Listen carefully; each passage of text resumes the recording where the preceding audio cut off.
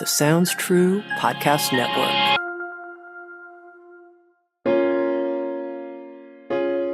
Death is the end of a body. It's not the end of a relationship. And so if we maintain this deep understanding of the fabric and the commonality of the human condition, we can meet them at this reduction base. We can meet them at this level, and we can really help them. Hi friends, I'm Tami Simon, and since I was young, I've had a nagging feeling that I didn't prepare properly for my death the last time around, and I don't want to make that same mistake again. Now, of course, maybe this was just a child's imagination, but questions like, am I actually ready to die? And is there continuity after death? And if so, what continues? These are questions across cultures and across time that have pushed inner explorers to inquire more deeply and learn more. Welcome to this special Insights at the Edge series, Once More, exploring reincarnation and the gap between lives. Stay with us.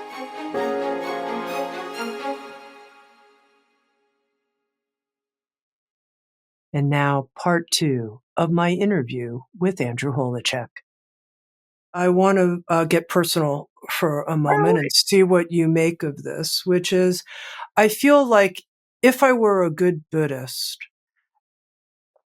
at the time of my death, there would be this voluntary, as you said, desire to serve all beings and come back into incarnation as a loving servant.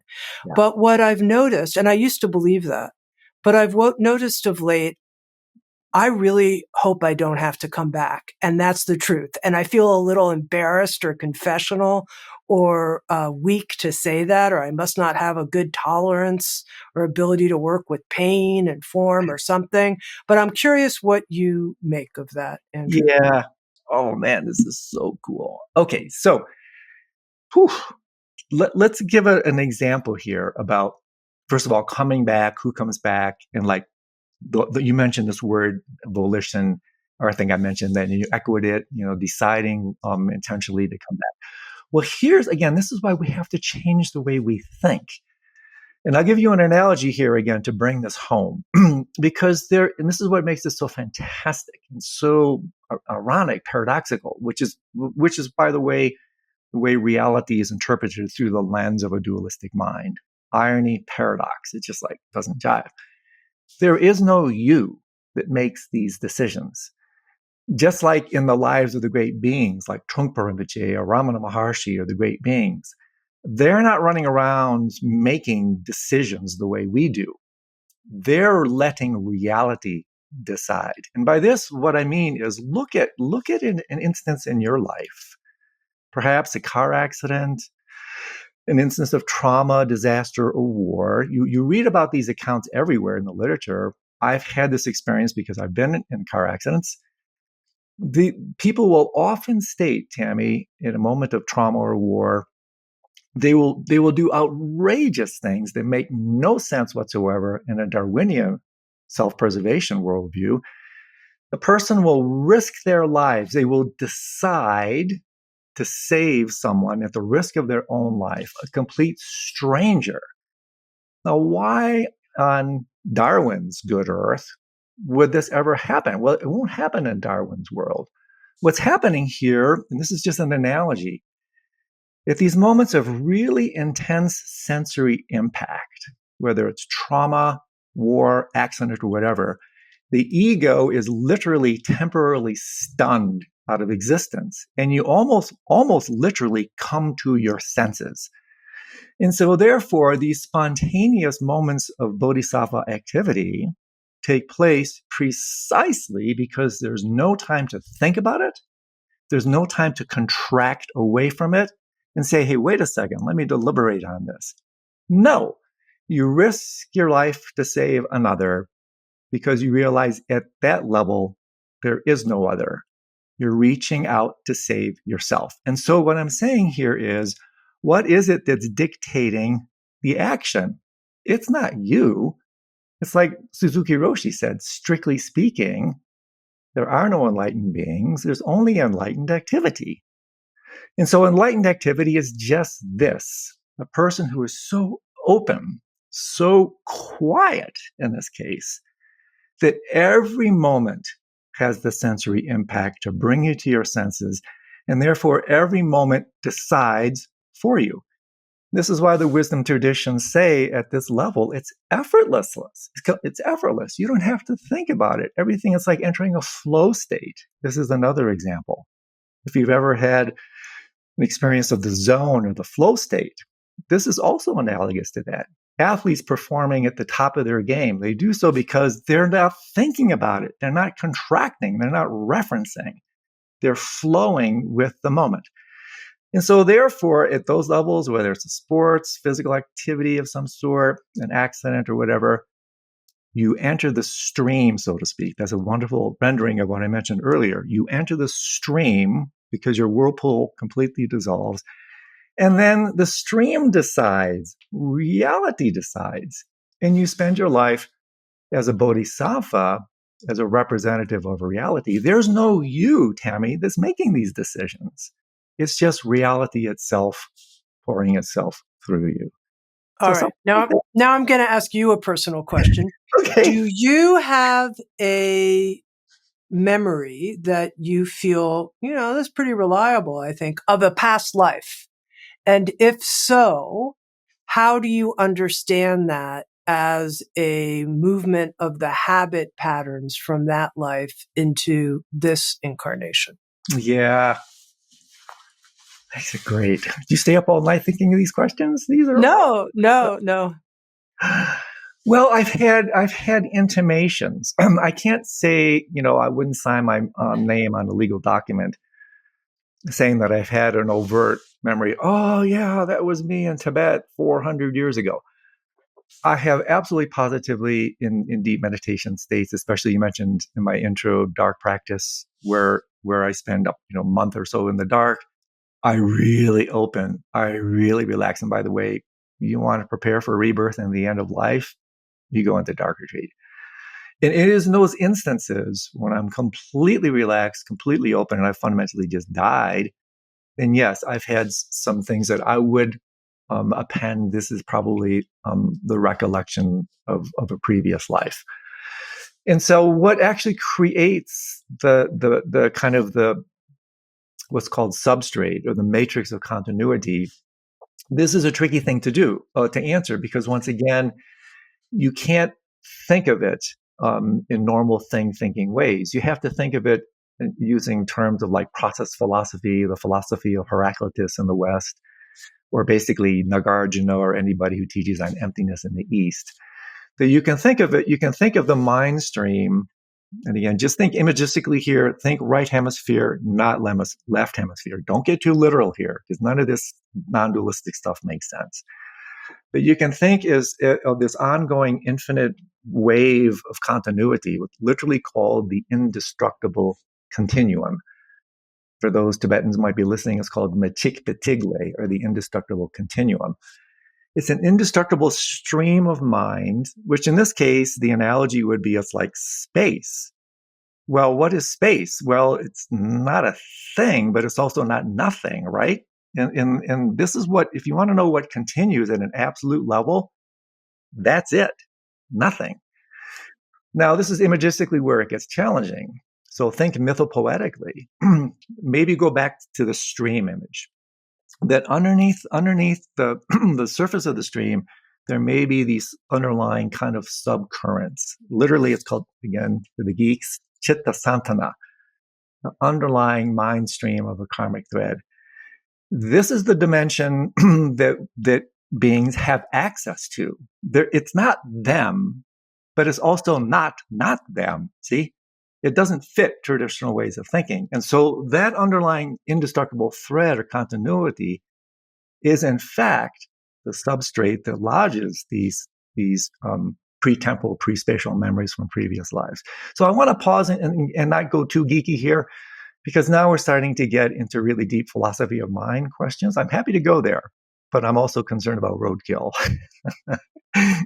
I appreciate your checking in at each point, Andrew. And one part I want to fill in for people, because you mentioned dark retreat. And I know this is something that you're intensely interested in at this point in your life, writing about it and teaching about it. And for people who are like, wait a second, can I experience this myself? How might I get a taste of the power of darkness? Can you share a little bit about that?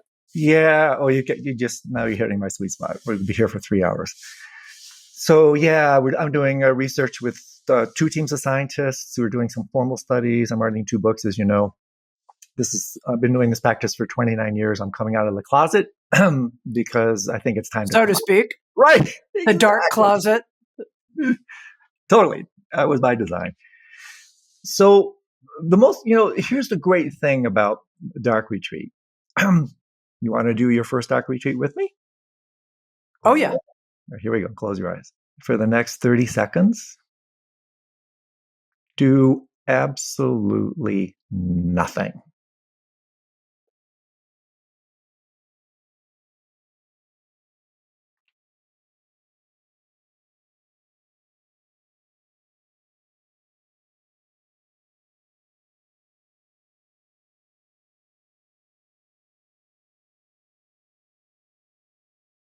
You've just done your first dark retreat. Now imagine doing this.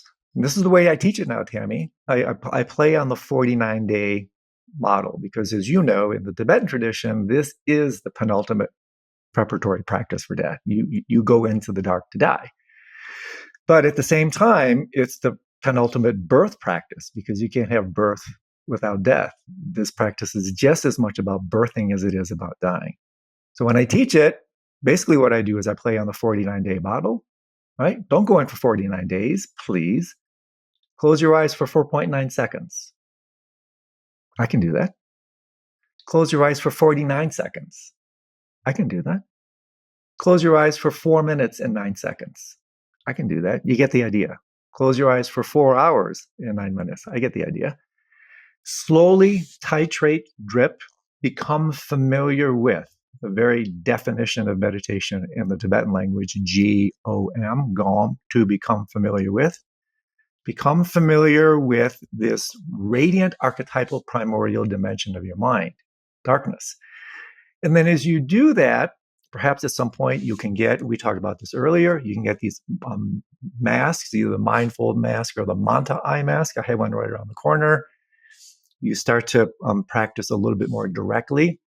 And if you do this very carefully, very cautiously, and very safely, this could be, in fact, for me, without question, the most transformative practice you'll ever do. Because the one fantastic thing about the dark practice, it's literally what makes it so difficult, Tami, is it is actually the art of enforced not doing. This is why it's basically shavasana. It's like meditation on steroids. In the Buddhist tradition, it's called non-distracted, non-meditation. Hinduism is called anupaya, the path of no path. You simply enter this arena of complete sensory deprivation for short or extended periods of time. And then you simply bear exquisite witness to the massive restorative process that takes place when you finally stop doing. You're no longer a human doing. For the first time in your life, you're a human being.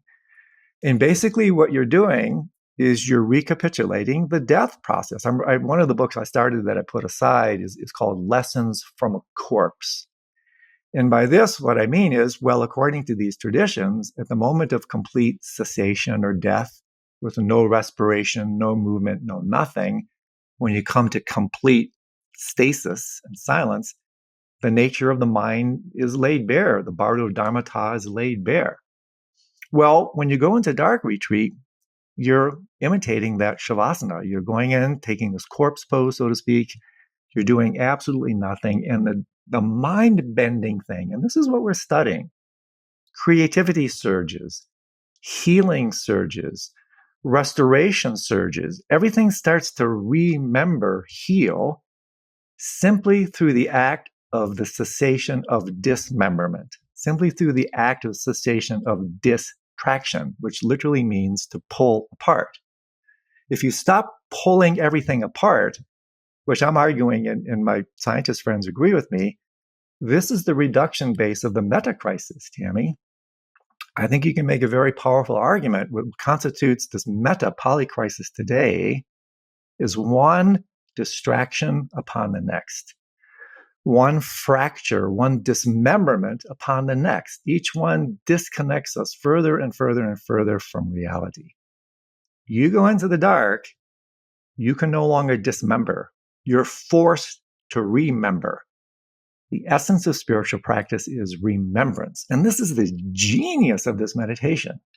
Just stop doing, die, and everything starts to be laid bare. It's miraculous in its simplicity, but simple doesn't mean easy. So I'll pause because you get me going on. I want to connect a couple of dots for people. Yeah. So we mentioned the eye masks. I personally find working with an eye mask to be really powerful because you can open your eyes instead of having them shut the way you did the 30 seconds. And that creates a certain different experience. And then when we talked about you coming out of the closet, you have a dark closet in your home that you practice in. So this is interesting to me that these are bridges, if you will, that you don't have to go to some retreat cabin someplace that's all set up and sealed, that we can do this kind of work. Now, I want to ask a question about that because you're making it sound extraordinarily accessible. When I put the mask on, the person wants to know for 4 minutes and 59 seconds, working up to 4 hours and 59 minutes. Am I just breathing? What am I doing? What if I just start thinking all the time? Right. This is where it becomes really interesting. So just a little sidebar. You can go into dark retreat for a dozen different reasons. This is what I'm writing about. You can go in to actively nurture creativity, actively nurture restoration, healing, repair. You can do that through overt intentionality and their practices. But by far, the most important practice is exactly what I said. It's literally the art and the practice of doing nothing. And that's what meditation is. It's the practice of doing nothing well. And for many people, it's exactly like you said, well, how do I do that? Right? It's an oxymoron. It's like when you get on the plane and, they go, try to relax, right? That's a contradiction in terms. So what you do, this ties into what I mentioned an hour ago. Fundamentally, the irreducible instruction, if you want some more words for it, is you open. So you go into the dark, and that's why you mentioned earlier having an eye mask. Opening your eyes underneath it is really helpful. It's better than having your eyes closed. And then basically through simply relaxing and opening, the fundamental irreducible instruction for a good death, that's all you have to do is open and relax. At the highest stages, this, Tami, the teachings of Mahamudra and Dzogchen, the higher teaching the practice gets, the simpler it is. Open and relax. It really is that simple. But again, simple doesn't mean easy. You see, even in the 30 seconds that we did, the mind's moving. Am I doing this right? What should I be doing? Well, you recognize that. Those are fleeting moments of contraction, by the way. And you open to them. And every time you open, what are you doing? It's a micro death. Every time you're opening, it's a micro death. And so by becoming familiar with, again, the very term for meditation, this quality of openness, you feel it. It's a highly somatic embodied experience. Everything starts to open and expand and relax. And then, like I mentioned earlier, all the amazing, almost miraculous generative restorative processes take place through that gesture. We have an intimation of it every night when we fall into deep dreamless sleep. You can see this when you're looking at your sleep partner and they're in deep non-REM delta. That's the deepest form of sleep. It's almost like you're looking into the face of a deity or the face of God, right? They're so open. Their whole countenance is just radiant and open. Well, darkness invites that. through, it maintains a kind of a cultivates a lucid awareness of this. So I'll pause to make sure that's hitting what you're asking. It's difficult to say, to put into words because, well, there's got to be more to it. Isn't there more than that? No, it's unbelievably simple, as you know. Now, in terms of preparing to die, I know you've worked with a lot of different approaches and meditations to help people, including supporting people in the exploration of psychedelics as they prepare to die, which is an area where a lot of people are like, okay, this is the time. I need to do this. This will help me. And I wonder for a moment, because now you're talking about darkness being the most powerful medicine to help you die, but other people will say, no, this is where psychedelics come in to help you die. And I'm just curious how you see these different possible tools and their distinctions. Beautiful. God, you're so gifted at this. This is one reason, I'm working with several scientists exactly on this topic, studying the release of endogenous DMT and all kinds of amazing things. And so dark retreat is sober psychedelics. You don't have to have a psychedelic experience by taking one of these entheogens, or I like terms. I kind of came up with this notion called thanatogen, after the god Thanatos. Thanatogens are ways to intimate the death experience. My dear friend Tony Bossis teaches on this. Roland Griffiths did it. There's a lot of research on this. So there's tremendous parallels between the psychedelic track of opening, especially with agents like 5-MeO-DMT and certain types of, you could say IM ketamine and maybe ayahuasca. 5-MeO is the king here because it takes you, in my experience, to this reduction base, this open, complete, utter reduction base. So the difference between them, and they're, yes, for sure. I mean, my experience doing extended dark retreat and then coming out, I did this and actually had the amazing opportunity to do a 5-MeO journey right after I came out of like 9 days. Nothing happened. I was in that space for a week.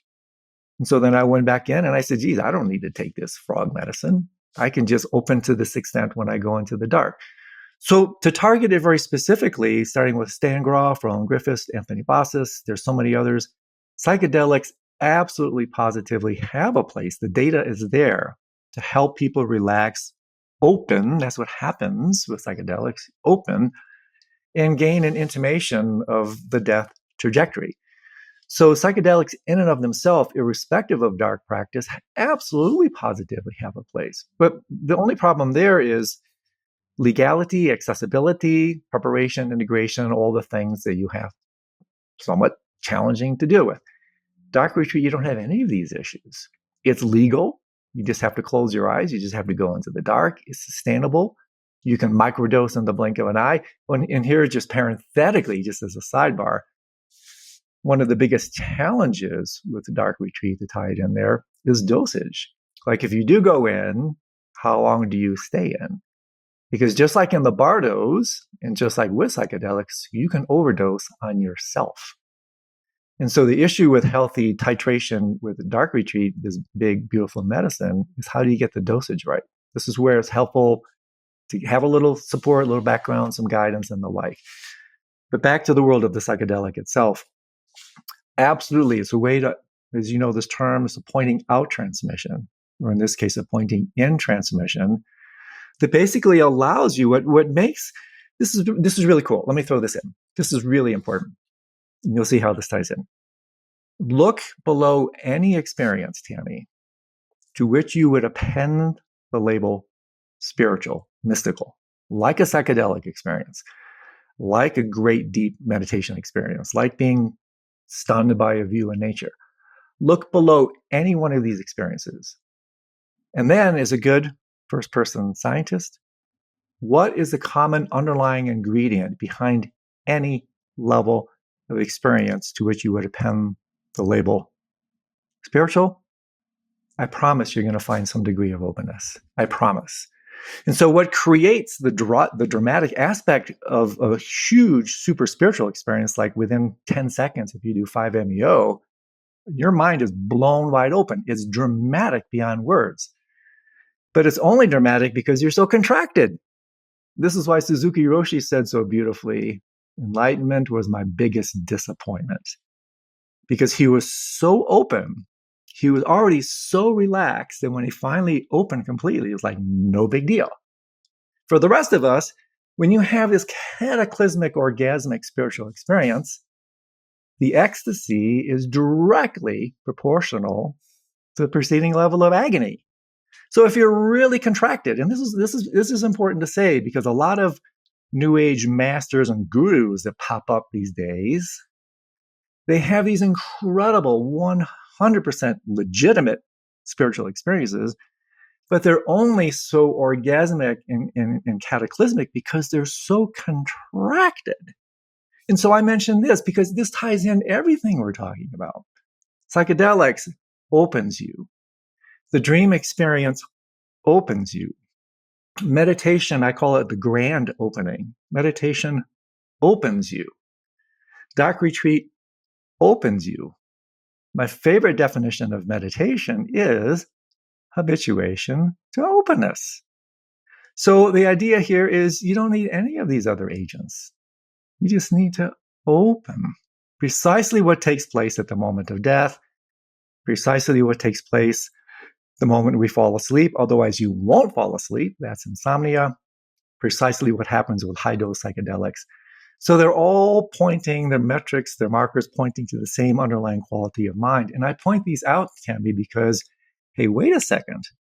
Why don't I just work with openness all the time? Why don't I transform my daily life, my entire life, into a massive ongoing spiritual experience by simply opening to it? And this is something that we can do, simply dying to it, relaxing. Everything becomes spiritual then. And therefore, all these vectors point to the same kind of underlying phenomenology. All right. I want to make openness more tangible, if you will, for people. I'll share with you a couple ways I relate to it and then fill in other aspects, if you will. So some of the ways I relate to it is physically letting go of tension and contraction, because that I can feel it in my body. I can feel, the pain here or there, and doing things like even just very physical myofascial release, breathing, letting gravity take me, sloughing off tension, that kind of thing. So that's one dimension. Another thing is being open to other people's perspectives and viewpoints and having an open mind where I'm willing to entertain a totally different way of looking at something and kind of questioning ways that I'm like, well, this is my position and this is how I see it. And how else? Oh, and then I also think of openness as spatial, as kind of like I can feel this kind of radiant kind of, if you will, sense of my own field, the radiant field getting bigger and boundless in every direction. How else, though, Andrew, do you touch into openness? Yeah, this is so great because, again, the microdosing, short sessions repeated often, I think in this Western age is huge. And so what I do, and I'm like, well, let's do it together. Let's do it together. I do this all the time. You know this. I did it last summer. One breath meditation session, right? But we're going to do this in a slightly different way. I'm not making this up. This comes from the Mahamudra tradition. What I want you to do, because what you're saying, Tami, is spot on. You feel into the visceral somatic. Yes, there's cognitive aspects of openness, like you said, in terms of expanding one's worldview, being willing to be challenged, being willing to be open in that regard. But by far the most important is the visceral somatic embodied expression. So let's do this together. I want you to take with me, we're going to take one nice big inhalation. And as we exhale, we're going to all sigh together. And then rest at the end of that space, just rest in that end of sighing. Okay, ready? Here we go. In breath.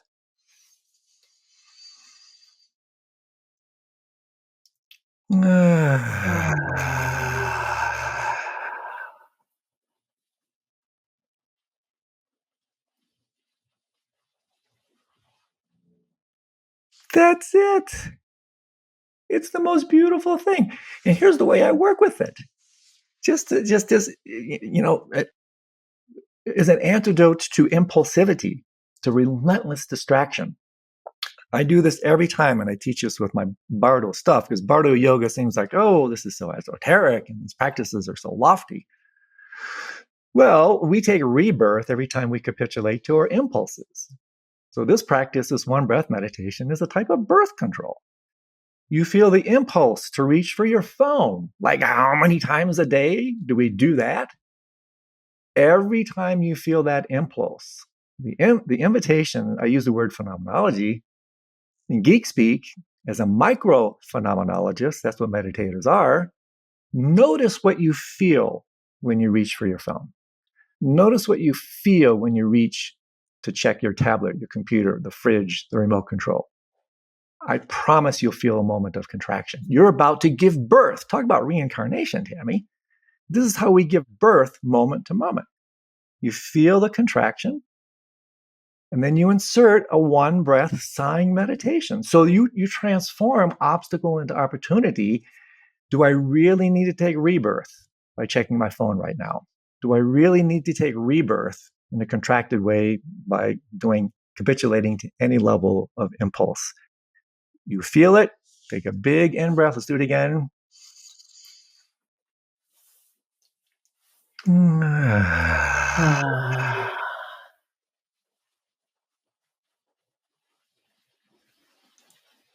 Here's another way. I do this all the time. You pay very close attention to the way your visual field works. It's highly revelatory. The relationship between the mind's eye and the physical eye is very intimate. In this age of relentless scrolling on our Instagram, our feed, our Twitter, I mean, the whole age is just scrolling, skimming, flitting. Our eyes, our eyes are, which by the way, are our most dualistic sense, right? By far. We can see the farthest. They're most superficial. They're the ones where we assess based on mere appearance, all of which, by the way, is taken away in the dark. Appearances don't matter in the dark. You can't have a bad hair day in the dark, right? So here you are. Look at your eyes. Look at the way your eyes are working. Scrolling, skidding. We confuse this mere appearance for honest perception. So what I do here, then, I notice this all the time. Well, I'm at the gym. I'm doing my workouts, right? By the way, tongue in cheek. Always remember, health is just the slowest way to die. So here I am doing my immortality strategy at the gym. I finish a set. I feel the impulse to check my phone. Stop. Bardo yoga. What do? One of two things. I'll either do a one breath meditation, or what I'll do, Tami, I'll raise my gaze. Let's do it right now. Look straight ahead. Open.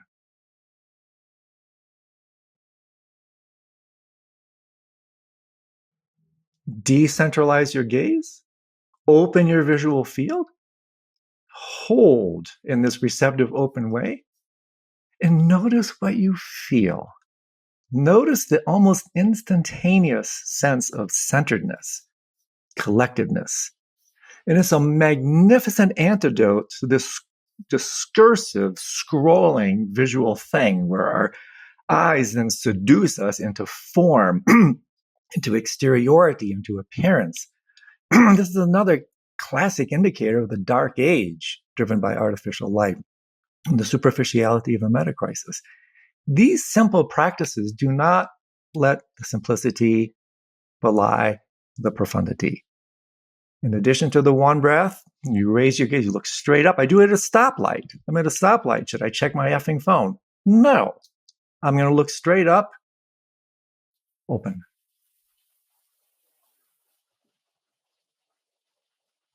That's it. Short session. Let it go. It's like hitting the gong. You don't have to clang, clang, clang, clang, clang, clang, clang, hit it again and again, clang, clang, clang, clang. Hit it once. Gong.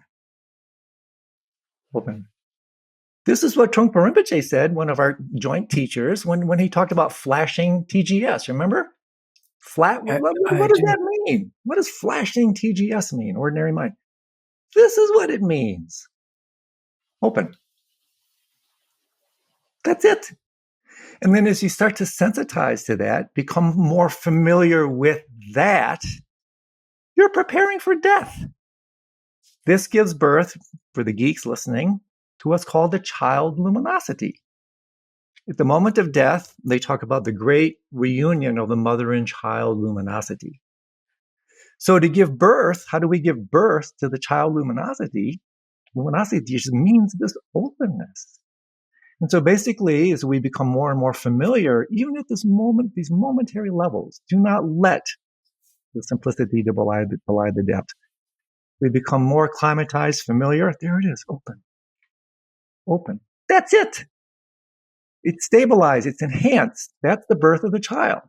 And then at the moment of death, when the mother and child, like water poured into water, reunite, as they say in the Tibetan Book of the Dead, recognition and liberation are simultaneous. That tiny drop will recognize its nature as the ocean. That's awakening. So this little goofy practice, it's like, are you kidding me? This is Bardo Yoga, man. This is Bardo Yoga on the spot. The one breath meditation, sighing, opening gaze. There's more, but now it's good, Andrew. It's so accessible and useful, and I really appreciate it. Now, in preparing to die, one of the issues you address, and I want to bring it up because in terms of reincarnation, I think it's something that is very alive for many people, which is a couple different aspects. One is I am sitting at the bedside of someone who's dying, and I want to help be a support to their good death, and I want to be a support potentially to their good rebirth. Perhaps someone that I know had a sudden death. Yep. And I really want to help that person while they're in the bardo and help them with their rebirth. What can the helper do in all of these different situations? Wow. Man, these are so great. Well, let's talk about both ends of it. So, and this is something, boy, I mean, I work with this, I wouldn't say on a daily basis, but a lot. One of the best things you can do, and this ties in some of the stuff we've talked about before, is when you're at the side of someone who's dying, within certain limits, let the professionals take care of their body. Our job, so to speak, is to take care of their mind, their heart. And the way we do this, what happens, and those who work in hospice know this, when a person is dying, you know this. And if you understand the process phenomenology as I've described it, now it's like, oh, now I get what this guy's talking about.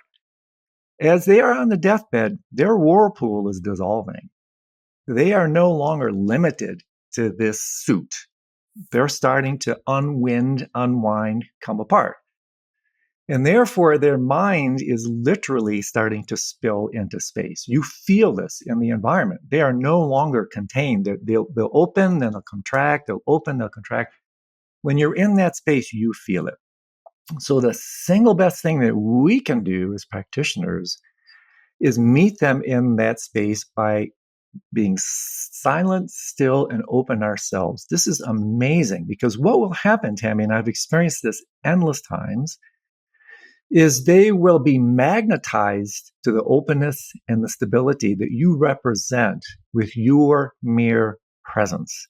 You don't have to say a thing. You simply open your heart and mind. And then Christine Longacre writes about this beautifully. It's almost as if you're meditating for them. Because as their mind is dissolving and their whirlpool is relaxing and your mind is dissolving and your whirlpool is opening, well, guess what's happening? You're meeting in this collective non-dual stream.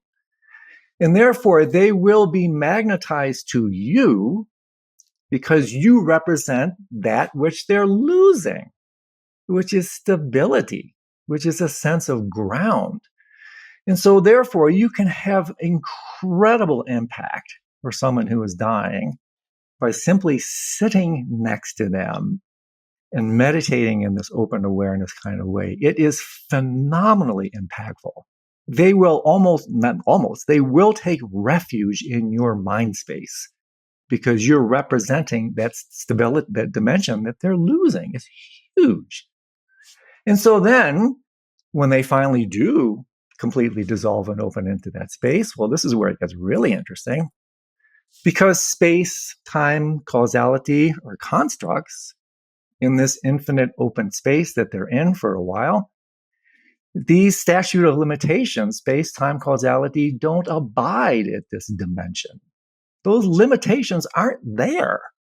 And therefore, we can pray for them. We can call them into our mind space. I do this all the time when a loved one dies. Literally, it's literally like, Mom, I did this with my mom. Mom, you're dead. Come join me. Enter my practice. Let's practice together.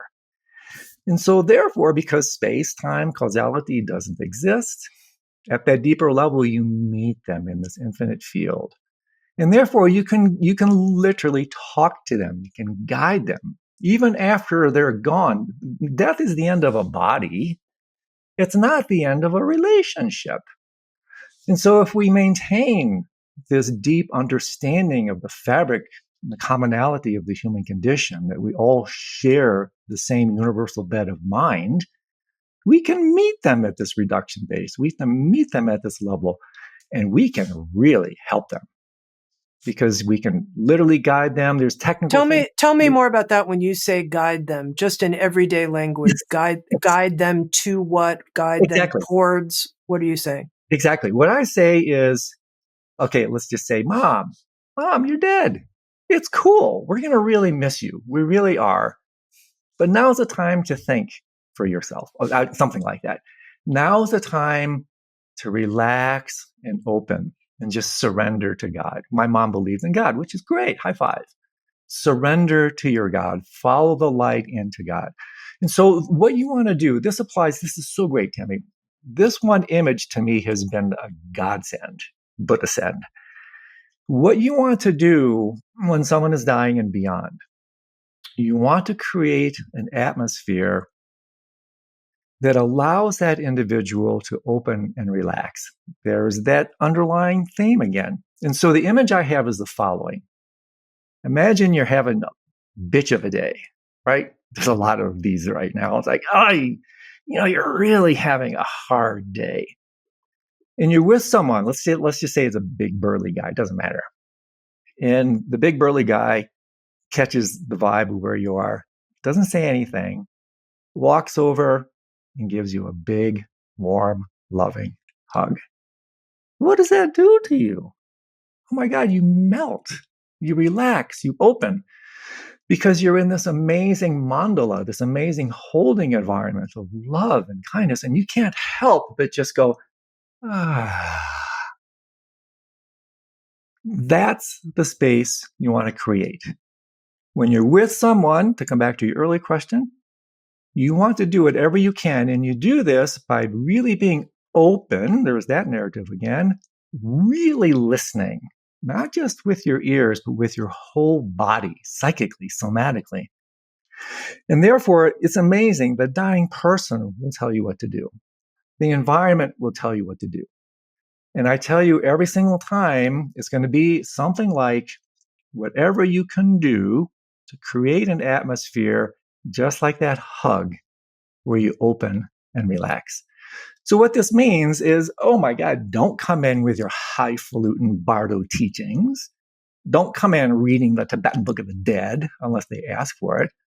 Come in as a very sensitive listener. Like I mentioned earlier, let them lead this dance. And then do whatever you can. If they believe in God, support that belief. If they believe in Muhammad, support that belief. Don't convert them to anything but reality.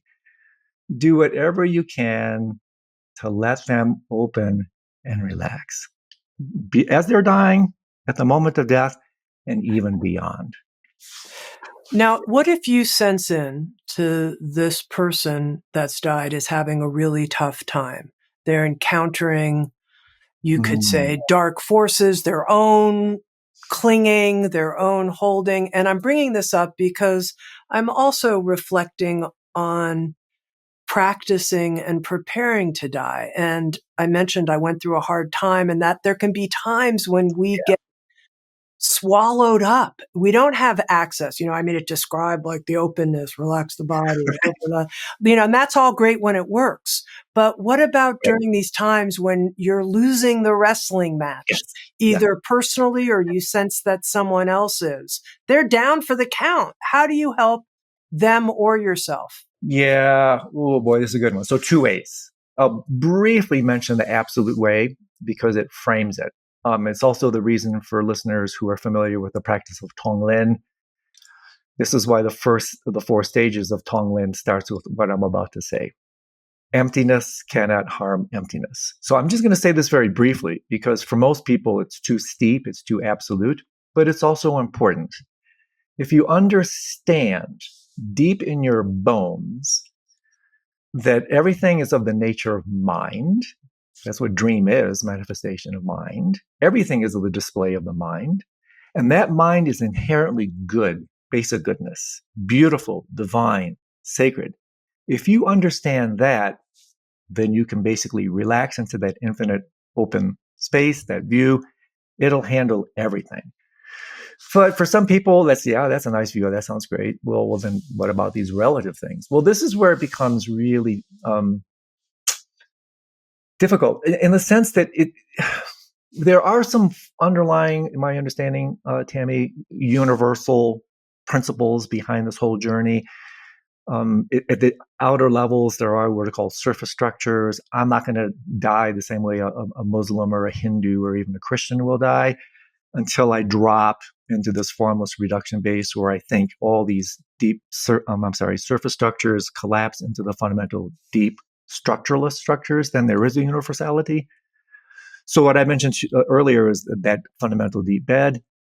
The whole play of the surface structures is where it gets really interesting, and it becomes pretty idiosyncratic. So it would depend, Tami, about the person. So for instance, this is why it's very helpful to understand the person and their disease and their background, because then you can help remind them. The essence of spiritual practice is remembrance. Remind them to take refuge in their God, their deity. Remind them of their mantra. Remind them of their prayer. And so I'm a little bit hesitant to give a cookie cutter prescription here, because these surface structures are idiosyncratic. And if we come in with a kind of shotgun approach there, that may not be so skillful. But one thing that will help you tune into this, even psychically, is when you open to such an extent, it's like the image is like your mind becomes like a completely tranquil pond. And then when that mind, again, is so open and so still, and you feel it in your body, you'll notice little pebbles of insight that are dropped into that pond that who knows where they're coming from, that will then basically teach you what to do. So I'm a little cautious to say more than that, because situations are so individual. Even with people who are so-called Buddhists, from one Buddhist to the next, I have found over and over that it's most important to go in with this incredible sensitivity, this openness, this receptivity, and then from there you can respond. There's a vast array of That's good. I think that's helpful in terms of working with other people. You mentioned when we first started our conversation a lifetime ago, and right, exactly. many lifetimes ago in our past life conversation about your own journey through a difficult passage. And you gave the example of a divorce, and you also talked about a job, but it seemed like there was something else you could have talked about that had to do more personally with the body. And you briefly said, we can come back to that. That has to do with a kind of dying understanding while in life related to our own physical form. And I wonder if you would be willing to share more about that. Yeah, so how this connects to the body is super interesting to me. I think on one level, you can really look at the process, or we've learned this term, phenomenology of rebirth, reincarnation, through the question, what are you most attached to? Like literally, right? So we might think it's our thoughts and our emotions, but really, what are we literally attached to? Well, it's this body. right? Our mind is super glued to this body. And so this really gets interesting in terms of Bardo principles, because what is a Bardo? A Bardo is when the rug of reality is pulled out from underneath your feet. Parenthetically, we had a collective Bardo experience during COVID when, the whole world was sent flying. And so here's what clicked this for me. This was a pretty cool experience. So a couple of years ago, I was walking down a slope in the winter, it was a little bit icy. And there were some guardrails, and I hit a patch of ice. And thank goodness the guardrails were there, because my feet went right out from underneath me. And had I not been able to just reflexively, defensively, just throw my arms out and grab these guardrails, bang, pretty tough collision. So now imagine, here's a thought experiment where I like doing these. So imagine we're sitting here listening to this riff. Now imagine the chair underneath your feet just suddenly yanked out. Imagine the floor that you're sitting on suddenly yanked out, and you're sent completely flying. Imagine what that would feel like, right? This kind of instantaneous, reflexive, habitual, life-saving grasping that takes place, kind of panic. So now check this out. The ultimate rug. Now imagine the ultimate rug, right? Which is what? Your body being pulled out from underneath your feet. Imagine your feet being pulled out from underneath your feet and you're sent flying. Well, I think that's one way to get an emotional kind of affective taste of death. So the ensuing panic, what might that feel like? The ensuing panic, that grasping for something to hold on to, right there, that's what freezes the infinite open space. In Bardo language, that's the Dharmata, the Bardo of reality. That's what freezes the Dharmata into form, into another body, through, of course, the third of death Bardos, the karmic Bardo becoming. So your body is that guardrail protecting us/ego, this arrested form of development, from the truth. And so remember what a synonym for our Dharmata is Dharmakaya. So lots of Sanskrit words, right? Body, literally body of truth. So your body is the guardrail that protects you from the truth of this ensuing emptiness, nothingness, egolessness. So what therefore is the death in this regard? What is death in this regard? Death is the Dharmakaya. So this puts us in a super interesting, painful double bind, right? Because more than anything, we want this because the Dharmakaya are really synonymous with emptiness. Emptiness, enlightenment. So the upper bandwidths of our identity, this is what we're after. But the lower bandwidths of our identity, we're afraid of death. It wants nothing to do with it. So we have this kind of unconscious conflict of interest that's playing out at these deeper levels.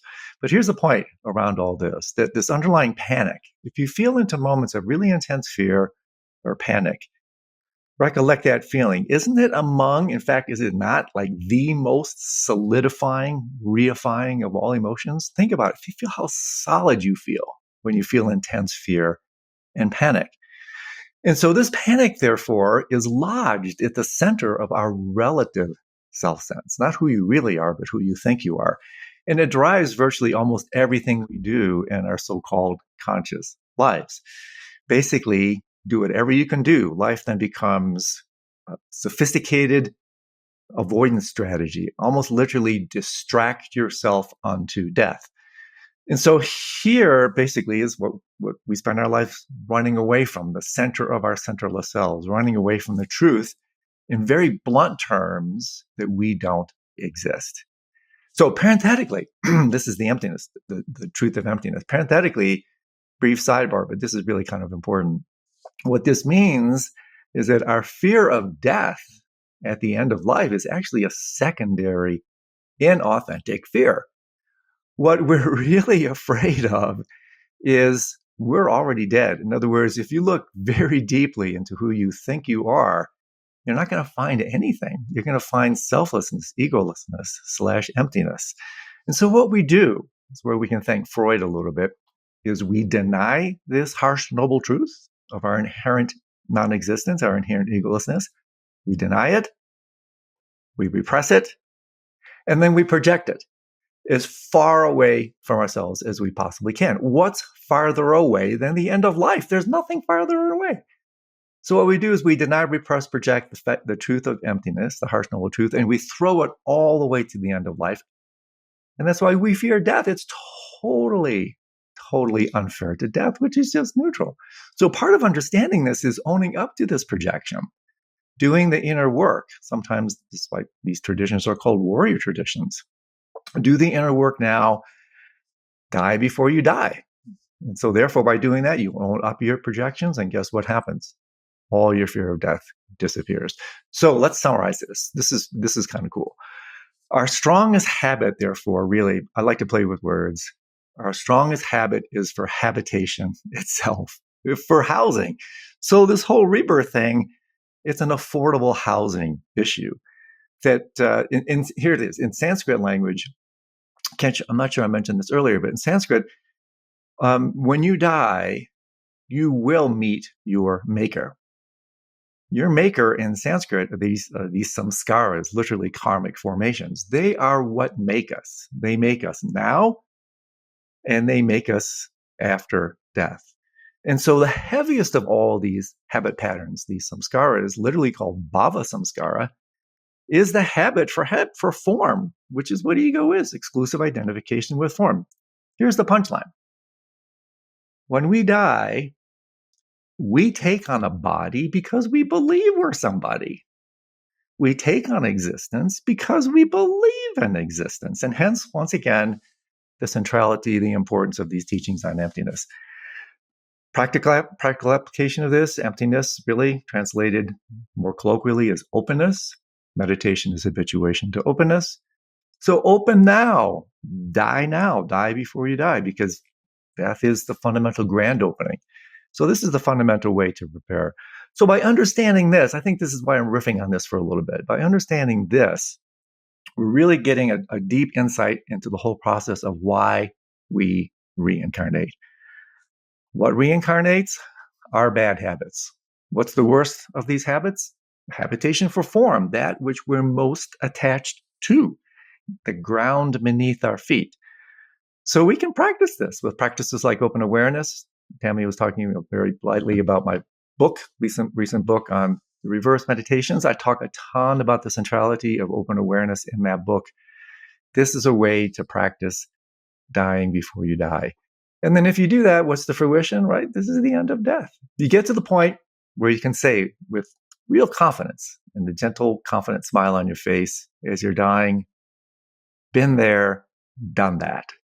Because you've gone through these processes. You understand it through the map of me riffing on the stuff.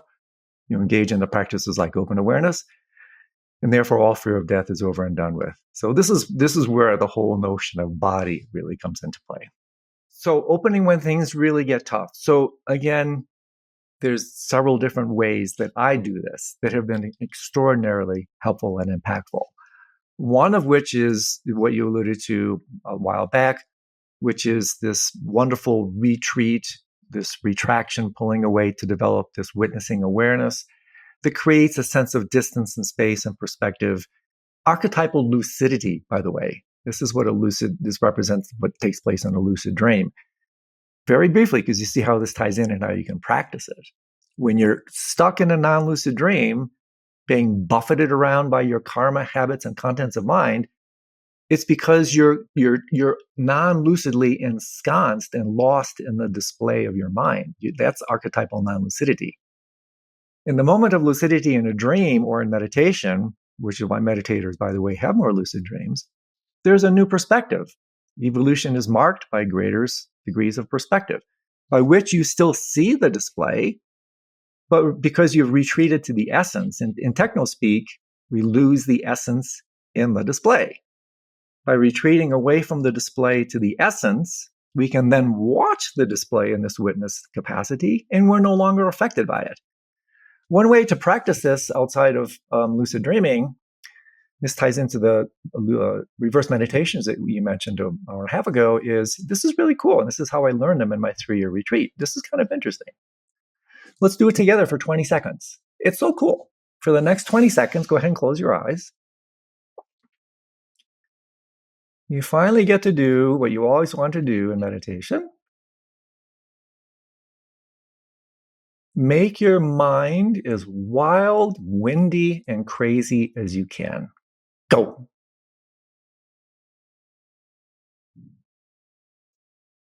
More, more, more. Don't meditate on me. Faster, more, more. Whip it up, whip it up. How many thoughts? How many thoughts? Whip it up. How crazy can you make your mind? More, more, more. Let it go. It's exhausting. Do this a couple times, and you will notice a silent center in this voluntary cyclone, right? You'll notice that there's a silent stillness that allows you to bear witness to this voluntary cyclone that separates you from getting sucked into it. This is a fantastic way to work with things like insomnia, by the way. This is literally, I learned my reverse meditations in my 3-year retreat in the Mahamudra context by doing exactly this practice. How crazy can I make my mind? So that's one way. It's so fantastic. You finally get to flip meditation off, right? You finally get to do what you always wanted to do on the cushion. And you find it's not easy. It's exhausting. That in itself is like, wait a second. There is this turiya. There is this silent witness that allows me to dispassionately watch the display of my mind. The other option is the complete reverse. This is a kind of tantric approach. And what you do with this is when a situation arises now, and this is where the reverse meditations really kick in, because what I just talked about is the first of the 4 stages of reverse practice, the observational phase. What you do in the deeper phases is you go in to the display. You go into your pain. You go into whatever's happening. So the second approach is you could say a kind of more tantric approach, which means it's more embodied. And I'll also give people a very brief practice that I do exhaustively these days. Instead of retreating from the practice, from the display, which is completely viable. But like I mentioned earlier, if you keep retreating, that's still subtly dualistic. You're still distancing yourself from the display. Tantric approach is you pull this U-turn and you go into it. Again, it's like our mutual teacher, Trungpa Rinpoche, beautifully said, there is no way out. The magic is to discover there's a way in. This is the way in. And so what you do here in the remaining 3 stages of the reverse meditations that Tami intimated earlier are about this, going directly fully into that experience so deeply that you actually, at its fruition, you disappear into the experience. It's beyond profound. It's like T.S. Eliot said, music heard so deeply, it is not heard at all. You become the music while the music lasts. And so let's do this for just a second. I do this following practice every day, bar none. 1 minute, 2 minutes, 5 minutes. This thing is industrial strength meditation. It is beyond profound. So let's do it together. Hand over heart. Close your eyes.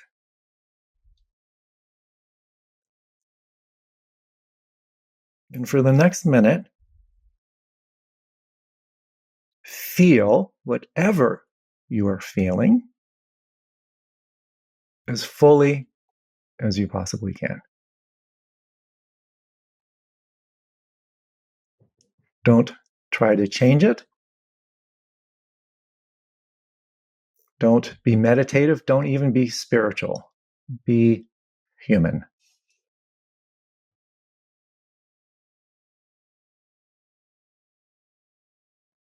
The practice is to feel it, but not feed it. You know you're feeding it when you start to riff on it. You run commentary.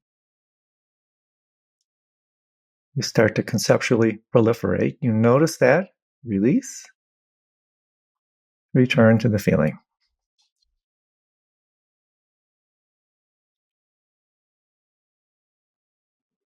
The highest form of spiritual practice, Swami Kripalu said, is self observation without judgment. Radical, unconditional acceptance. We start doing this practice in this somewhat artificial, contrived way, granted. Kindergarten. But this practice takes on industrial strength when you're in a heap of hurt. And your life just fell apart, and your lover just left you, and you just got fired, and you just got that diagnosis, and you're dying.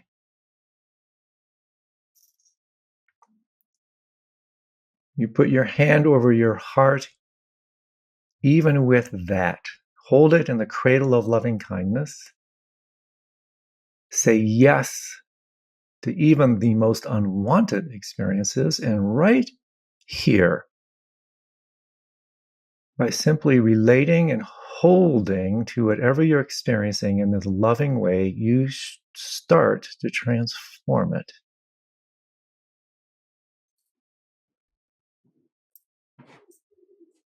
And we're going to go very quickly to the deep fruitional end of this practice, just to show you how impactful it is and how non-dual it is.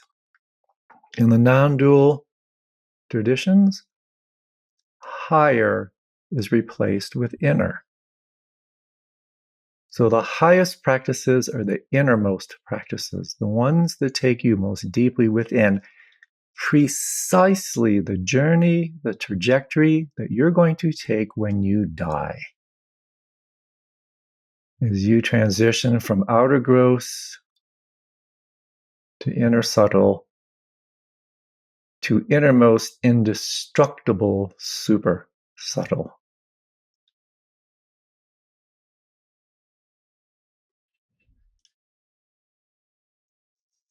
When you're in a heap of hurt, you will discover with this practice, I promise you,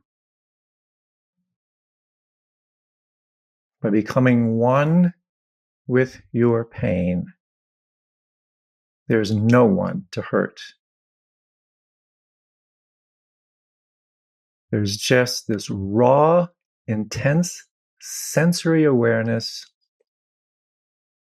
to which we append the label pain. Through this simple practice, not only can you deconstruct your suffering, you can actually transform your pain, and therefore the painful bardo of dying transforms into the simple bardo of letting go.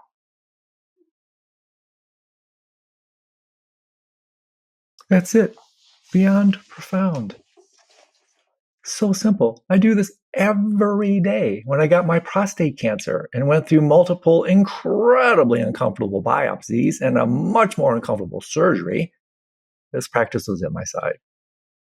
When my marriage dissolved, hand over heart, this practice was at my side. And so this practice develops this exquisite openness, there's that narrative again, to the vast dimensions of your being and a radical acceptance that ensues upon that open relationship. It's beyond profound. Crash course and the reverse meditations. So it works both ways, either retreating or going fully into it, reversing your strategy, dissolving into it. It's amazing, just amazing. I have two final questions for you, Andrew. Here's the first one, specifically about reincarnation, which is part of the inspiration for this series, is discovering that there's so much evidential stories of young children, thousands, reporting on memories, facts from previous lives that have been correlated. What do you make of that evidence? And if you will, what's your explanation? Oh, totally. Absolutely. The work of Ian Stevenson, thousands of cases. Grace, what's his name? Bruce Grayson, I think. What's his name? His heir. There's no doubt whatsoever. I mean, you have to jump through a lot more philosophical, metaphysical gymnastic loops to explain this without recourse to the rebirth reincarnation principle. There's no doubt about it. And interestingly enough, up until age 7, when formal operational thinking kicks into gear and most memories of previous incarnations are completely erased, a lot of people, especially those, as you know, who have died from traumatic experiences, that intense sensory impact and a kind of most compelling, interesting way leaves a deeper mark, sometimes physically, right? Sometimes a bullet wound from a previous life will end up as a scar in the same place from a younger, from a rebirth, so to speak. I know people who I trust completely who have recollections. They have prodigious memories that are able to actually go back. I can introduce you to them if you like. And they can actually recall their journeys into previous incarnations. There's no doubt whatsoever, in my opinion, that this is the nature of reality. It makes so much sense in a world that's made of heart, mind, spirit, and not a world that's made of matter. And so I'll say something briefly about this because this is colossal. This is what we work with, shameless moment of self-promotion. In my Preparing to Die programs, we go after 2 fundamental questions that solve this whole issue of rebirth and the whole death process. Number 1, who am I? Single most important question in the Advaita Vedanta tradition. You answer this question, which can be answered, the riddle of life and death and rebirth is solved. Second question we go after, a little bit more philosophical in nature, is what is reality? And so if we think reality, which we all do because we drank the Kool-Aid, basically, literally, not metaphorically, Tami, literally hypnotized up until about age 7, in a world that's made of matter, no one has ever experienced matter. The world is not made of matter. But we're born in that matrix, unfortunately, and so we subscribe to it. Our fear of death is directly proportional to the degree of our subscription to this pathological view.